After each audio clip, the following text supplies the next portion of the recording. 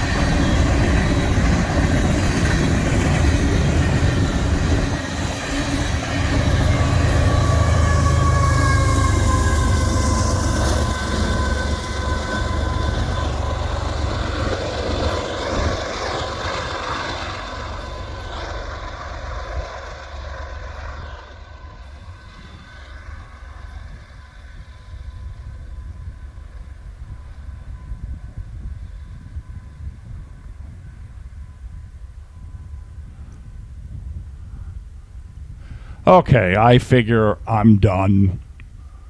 And I'm going to head home. Got about, what, an hour east of there to Valley, Nebraska. Took Highway 30 to 275. Pulled over to get some gas. And man, did I really luck out. I got 3 locomotives building a train using the Lincoln sub.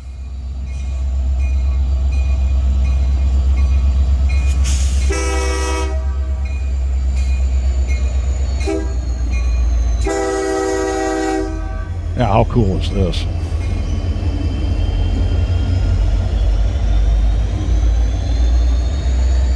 So he's going to pull up and do some switching back and forth.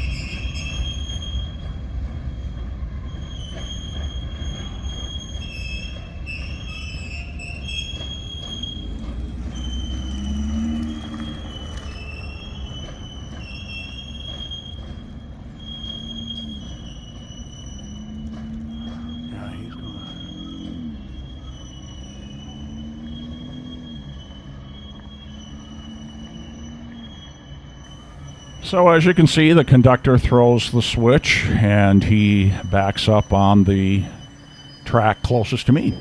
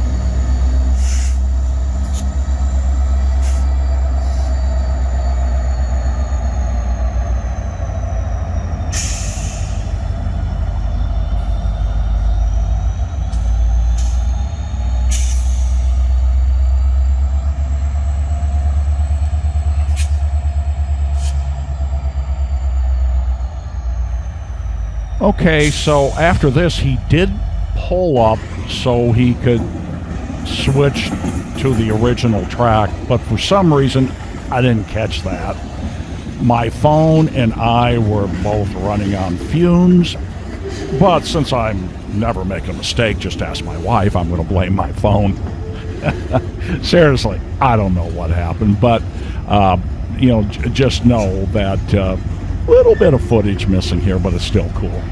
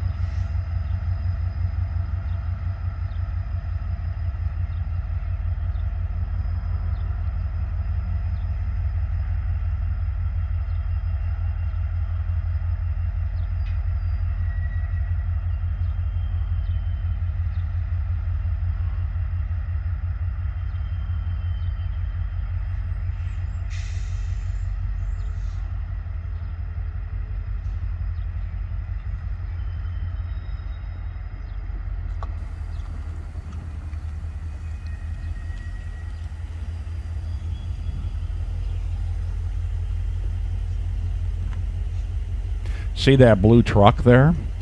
He was sitting out in front of the house right across from me, and turns out whoever lived in the house had a protection order against him, and the cops showed up right after this. Oh man. Yeah, that was a little bit of excitement. Then they were looking for him up at the Casey's. They didn't go up and chase him here, but no, well, that was my day.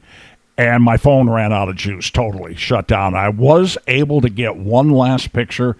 This is the train heading out on the Omaha sub and heading down to Omaha. So thanks for taking the time to watch this video, and give me a thumbs up and subscribe, leave a comment, all that good stuff. Thanks a lot.